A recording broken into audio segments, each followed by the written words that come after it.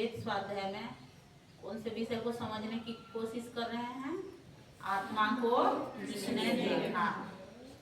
फिर अथर्ववेद के 9वें कांड में एक मंत्र आता है कि त्वा सुपर्णा सयुजा सखाय समान वृक्षे परिसस्व जाते हैं तयोरन्यम पीपल स्वादवत्य नास्नान्नम अभी चाकर्षिति। त्वा सुपर्णा, सुपर्णा किसे कहते हैं? पक्षी को। किसे कहा जाता है? पक्षी को। दो पक्षी एक वृक्ष पर बैठे हुए हैं और दोनों पक्षियों में से एक पक्षी जो है उस पेड़ में फला हुआ फलों को खा रहा है और दूसरा पक्षी नहीं खा करके केवल देख रहा है। बताओ किसके प्रसंग में इस मंत्र में कहा गया है? कोई बता सकते हो? आत्मा परमात्मा, आत्मा और परमात्मा के कहा गया है। ये जो है वृक्ष में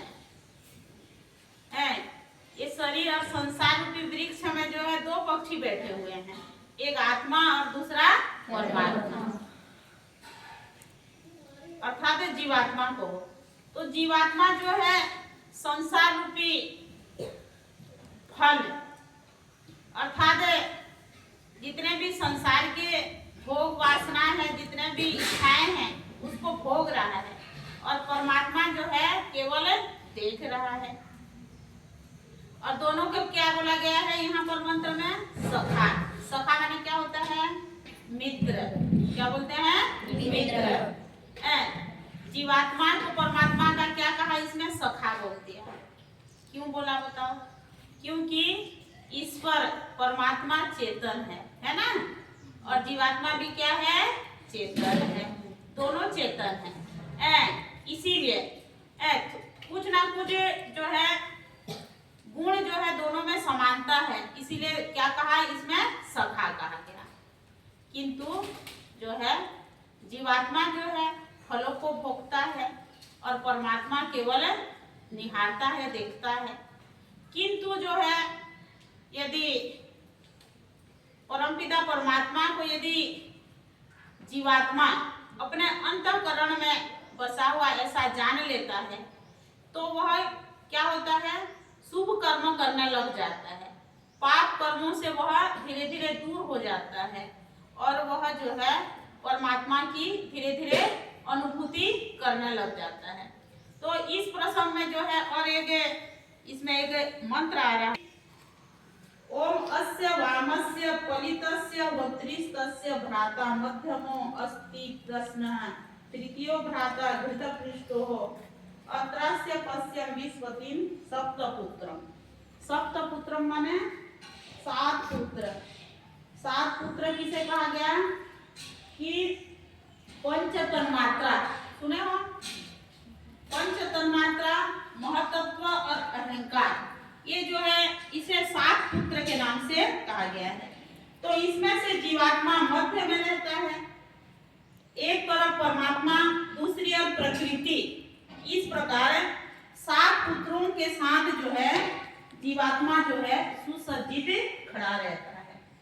और आगे उपनिषदों में भी क्या कहा कि यदा पश्यते रुक्म वर्णम कर्तारमीशं पुरुषं ब्रह्म योनिं तदा विद्वान पुण्य पापे विधूय निरंजनम परमं साम्यम उपेति।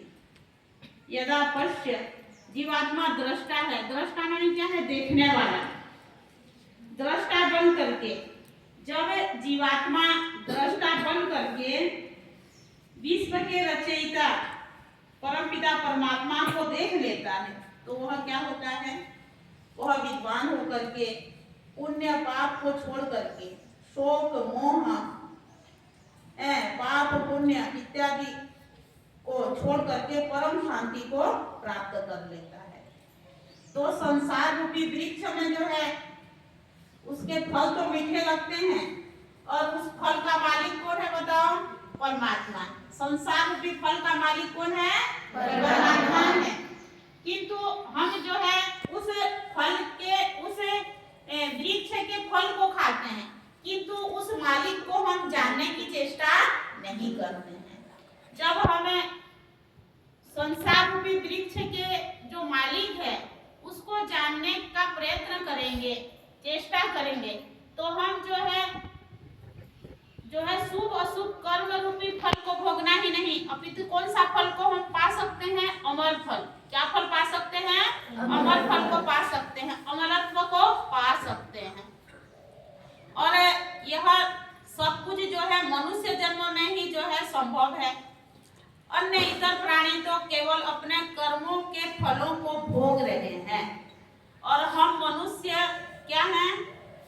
पिछले जन्म के कुछ हम कर्मों के फलों को भोगते हुए हम अपना जो है कुछ पुण्य कर्म भी इस मनुष्य जन्म में कर सकते हैं। तो इसीलिए कहा गया कि मनुष्य जन्म को धारण करने वाला जीवात्मा अशुभ फल नहीं अपितु अमर फल को भी पा सकता है। मतलब परमपिता परमात्मा की अनुभूति करके, वेदों का ज्ञान प्राप्त करके, ईश्वर के आज्ञा अनुकूल अपने जीवन को चला करके वह अपने जीवन को सफल कर सकता है, और वह क्या है? मनुष्य जन्म में ही संभव है। तो इस मंत्र में क्या कहा कि जीवात्मा और परमात्मा दोनों क्या हैं? मित्र की तरह हैं। तो हमें जो है अपने मित्र परमपिता परमात्मा को, हमारे साथ परमपिता परमात्मा ही निवास करते हैं, ऐसा जो है अपने अनुभव में ला करके, समझ करके जो है अपने जीवन को सफल बनाना चाहिए। जीवात्मा क्या है? अति सूक्ष्म है, परमात्मा भी सूक्ष्म है। परमात्मा दिखाई देता है? किसी ने देखा है?